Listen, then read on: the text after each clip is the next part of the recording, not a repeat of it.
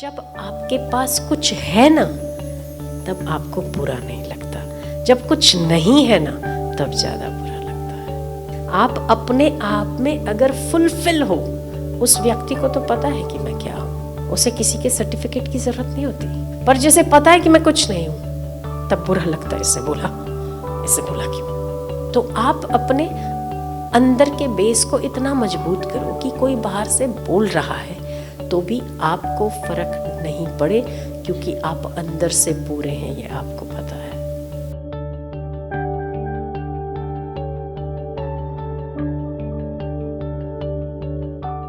आप जानते हो कि भगवान के प्रकट होने पर 6 महीने तक भगवान सूर्य अस्त नहीं हुए। क्या आप वो हो? क्या वो हो आप? क्या आपको पता है कि भगवान सूर्य 6 महीने का एक दिन था जिस दिन भगवान प्रकट हुए। 6 महीने तक भगवान सूर्य अस्त नहीं हुए। पता है आपको? नहीं पता? इसका मतलब कि उस त्रिलोकी नाथ की सेवा में 5 तत्व सूर्य सहित 5 तत्व सेवा में हाजिर थे।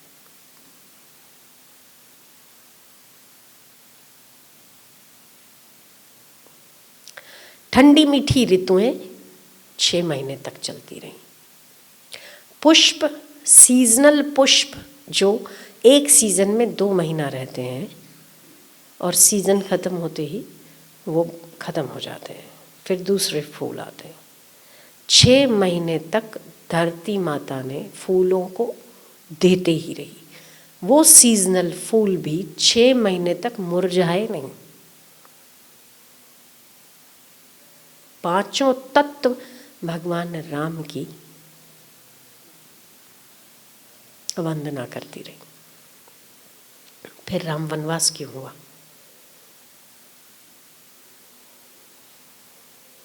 राम राज्य होना चाहिए, वनवास हुआ। वनवास में भी भिक्षा मांगी तो अपमान क्यों हुआ? तारका ने अपमान किया, रावण ने अपमान किया। तो इन सब के बीच में आप कौन है? पहले ये बताइए कि आपको कोई कुछ नहीं कह सकता। बताओ। तो हमने अपना बनाया हुआ एक वो है जो माइंडसेट बना दिया है ना कि मुझे कोई ये क्यों नहीं कह सकता। भाई आप कौन सी हो? त्रिलोकी नाथ हो, ब्रह्मांड नायक हो, जो आपको कोई कुछ कह देगा तो उसकी प्रकृति प्रकोपित होकर उसके हाथ पांव काट देगी। कौन है आप?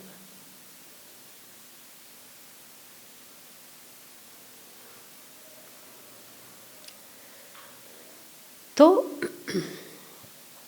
अगर हम सत्संग सुनते हैं, अगर हम धर्म के पथ पर चलते हैं, अगर हम ईश्वर अनुरागी हैं, तीनों ही अवस्था में हमारी सहनशीलता, हमारा चारित्र बल, हमारा मनोबल, हमारा आत्मबल चरम सीमा पर होना चाहिए। विवेकानंद शिकागो गए ना, तो शिकागो में लोगों ने हंसी उड़ाई उनकी। पूरे 1 महीने तक अगले मतलब जब शिकागो में 9/11 को उनका प्रवचन हुआ, उसके 1 महीने पहले वो अमेरिका थे, अमेरिका में भ्रमण कर रहे थे। केवल एक ही चीज़ विवेकानंद ने सुनी, अश्वेत हो, अश्वेत काबिल नहीं होते हैं, है ना। सुन सुन के कान पक गए उनके। सपेरों का देश होता है भारत। अश्वेत लोग हमारे सामने खड़े नहीं रह सकते। विवेकानंद डिमोटिवेट नहीं हुए, ना उन्होंने किसी को सुधारा। वो जानते थे उनकी अंदर की शक्ति कितनी असीम है, कितना पावर है उनके पास। वो जानते थे कि वो जहाँ खड़े हो जाएंगे आने वाले समय में पूरे देश में नहीं, पूरे दुनिया में डंका बजा सकते हैं। वो जानते थे अपनी पावर्स, खुद की पावर्स को जानते थे, नहीं जानते थे, रामकृष्ण परमहंस की पावर्स को वो जानते थे। फिर भी एक बार भी विवेकानंद ने पलट कर जवाब नहीं दिया, तू वहाँ आना, मैं देख लूँगा तुझे, तू है कौन, कौन है तू मुझे कहने वाला। और जिस समय वो एंट्री करते हैं तब बहुत सारे धर्म सभाओं के बहुत बड़े बड़े लीडर्स वहाँ उपस्थित थे और सब लोग हंस रहे थे। जो लीडर्स थे वो पैंट में थे, बूट में थे, टाई में थे, और इनका परिवेश एक तो बोना सा शरीर और इनका परिवेश था ऊपर भगवा और नीचे अमेरिकन जूते, पतलून। तो सपेरे के देश से आया हुआ एक क्या ही बोलेगा, क्या ही बोलेगा। सब लोग केवल और केवल क्रिटिसिज्म की दृष्टि से देख रहे थे विवेकानंद को, नरेंद्र को। पर एक बार भी विवेकानंद का चित्त में ये नहीं हुआ कि ठीक करता हूँ, रुक जा तू है कौन, क्योंकि वो अपनी पावर्स जानते थे। तो ये बात फैक्ट है कि जब आपके पास कुछ है ना तब आपको बुरा नहीं लगता, जब कुछ नहीं है ना तब ज़्यादा बुरा लगता है। आप अपने आप में अगर फुलफिल हो, उस व्यक्ति को तो पता है कि मैं क्या हूँ, उसे किसी के सर्टिफिकेट की ज़रूरत नहीं होती। पर जैसे पता है कि मैं कुछ नहीं हूँ तब बुरा लगता है, इसने बोला क्यों, इसने मुझे चिढ़ाया, इसने मुझे गाली दी। तो आप अपने अंदर के बेस को इतना मजबूत करो कि कोई बाहर से बोल रहा है तो भी आपको फर्क नहीं पड़े, क्योंकि आप अंदर से पूरे हैं, ये आपको पता है। विवेकानंद को बुरा नहीं लगा। विवेकानंद खड़े रहे बोलने के लिए, पर कुछ नहीं बोले। कुछ देर वो बिल्कुल साइलेंट रहे और केवल जनता पर नजर डाली। उस समय में 7,000 लोग अमेरिका में इकट्ठे हुए थे। 7,000। आज भी 7,000 लोग इकट्ठे हो जाए तो बहुत बड़ी बात हो जाती है। उस समय में 128 साल पहले अगर 7,000 अमेरिकन इकट्ठे हो गए, बहुत बड़ी बात है। पर विवेकानंद एक शब्द से नहीं बोले। पीछे उन्होंने कहा, इसकी तो पियास का हो गया, क्या ही भूलेगा सपेरे के देश से आने वाला, भारत तो सपेरों का देश है। विवेकानंद ने सुना, उसी समय कहते, मैं बताता हूँ मेरा देश सपेरे का है या संतों का देश है। एक शब्द से नहीं बोले। ये होता है पावर।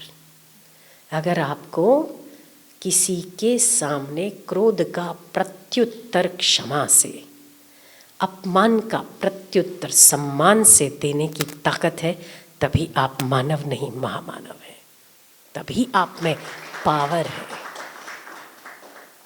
वरना कुत्ते के सामने कुत्ते तो सभी भिड़ जाते। आपकी औकात क्या यही कुत्ते जितनी, बस। कुत्ते के सामने गली के, आपको पता होगा ना, एक गली का कुत्ता भौंकता है, दूसरी गली का कुत्ता भौंकने आ जाता है, पता होगा ना आपको, ये तो देखा होगा ना आपने। कहीं एक कुत्ता भौंक रहा है ना, दूसरा उसके जान न पहचान भौंकना शुरू कर देता है, उसको देख के तीसरी गली का कुत्ता भी भौंकता है और सारे इकट्ठे हो जाते हैं एक दूसरे को भौंकने के लिए। तो कुत्ते से ज्यादा तो किया नहीं।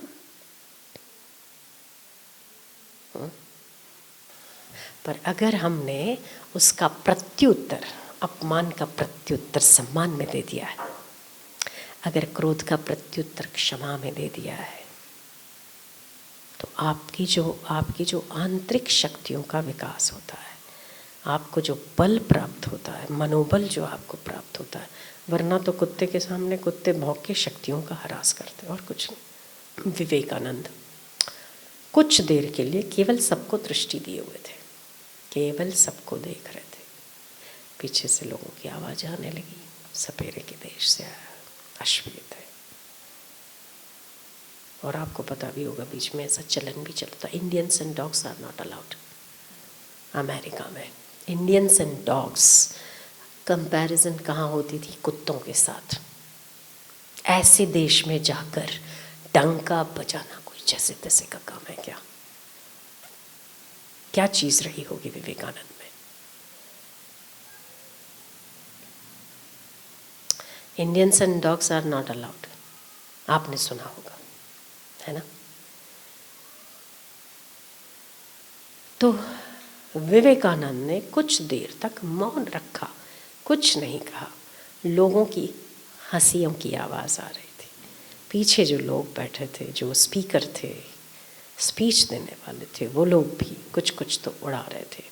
पर विवेकानंद ने एक ही दृष्टि डालते डालते कुछ देर के बाद जिस प्रतिभा संपन्न वाणी का उच्चारण किया था, उसमें केवल 2 शब्द थे, माय ब्रदर्स एंड सिस्टर्स।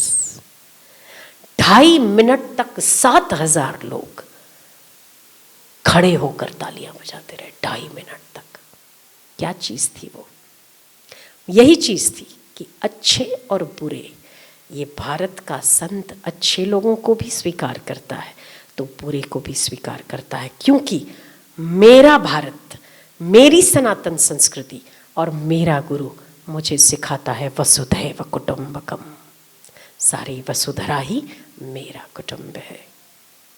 तो आप जो मेरी उड़ा भी रहे थे, मेरा अपमान भी कर रहे थे, फिर भी आप मेरे भाई और मेरे बहन हो। ये मैसेज था उन लोगों के लिए जो लोग कहते थे Indians and dogs are not allowed, जो कहते थे अश्वेत हमारी जूती के बराबर है।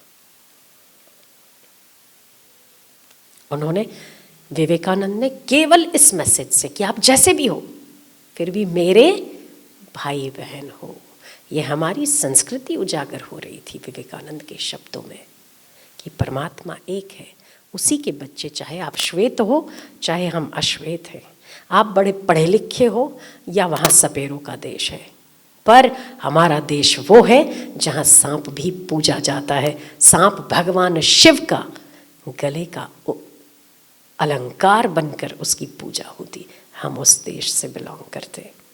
इस संस्कृति का डंका बजाने वाले विवेकानंद, पता था उन्हें मेरा पावर क्या है, फिर भी उन्हें ऐसा नहीं लगा कि लोग मुझे बोल रहे हैं, मैं पता है इनको कौन हूं, क्योंकि उन्हें पता था कि मैं कौन हूं। उन्हें पता था मैं जिस दिन बोलूंगा उस दिन डंका बजेगा, तो उन्हें बोलने की जरूरत नहीं पड़ी। और अगले दिन ठाक ठाक ठाक न्यूज़पेपर में केवल फ्रंट पेज पे विवेकानंद की स्पीच थी। बड़े बड़े अच्छे अच्छे न्यूज़पेपर ने कवर किया कि जितने भी स्पीकर थे बहुत अच्छा बोला, पर जो विवेकानंद ने बोला वैसा कोई नहीं बोल पाया। जो विवेकानंद ने बोला, सारे वोट्स विवेकानंद ने जीते। उन्हें पता था उनकी पावर क्या है।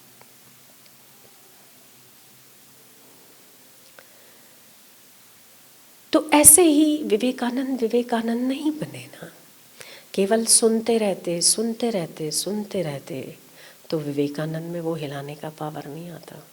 उन्होंने मनोमंथन किया, उन्होंने ध्यान किया। आपको पता होगा जो लोग कन्याकुमारी गए हैं, एक शिला है कन्याकुमारी में, समंदर के थोड़ा सा अंदर है, वहाँ तैरकर विवेकानंद गए और वहाँ बैठकर उन्होंने ध्यान किया।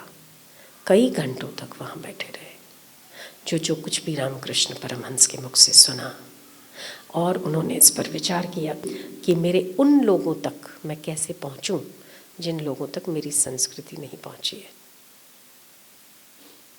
जो लोग अनभिज्ञ हैं मेरी सनातन संस्कृति से। क्या हमें, आप लोगों में से हमें इतने सत्संग सुनने के बाद क्या ऐसा होता है कि जो हम सीखे हैं वो हम दूसरों को सिखाएं, जो हम समझे हैं वो हम दूसरों को समझाएं। हमारी सनातन संस्कृति का उन लोगों तक प्रचार होना चाहिए जो जनरेशन नई है, जो नहीं जानती हमारी संस्कृति के बारे में। क्या ऐसा विचार आता है पहले की अपेक्षा? आता है? अगर आता है तो हमने क्या किया? कुछ किया? जितने लोगों तक हम पहुंच सकते। हम नहीं कहते सब लोग विवेकानंद नहीं हो सकते, पर हाँ सब में विवेकानंद हो सकते हैं। सब लोग विवेकानंद नहीं हो सकते, पर सब में वो विवेकानंद हो सकते हैं। ऐसा हो सकता है। तो हमारा जीवन, हमारे कर्म जब दूसरों के लिए संवेदन युक्त हो जाए, क्रोध के सामने हम क्षमा से उसे जीत पाएं, अपमान के सामने हम सम्मान दे पाए, तो हमने ईश्वर के रास्ते पर चलने का थोड़ा थोड़ा प्रयास किया। एग्जामिनर आप हो, एग्ज़ाम भी आपके पास आती ही होगी, रिजल्ट भी आपके पास होगा ही।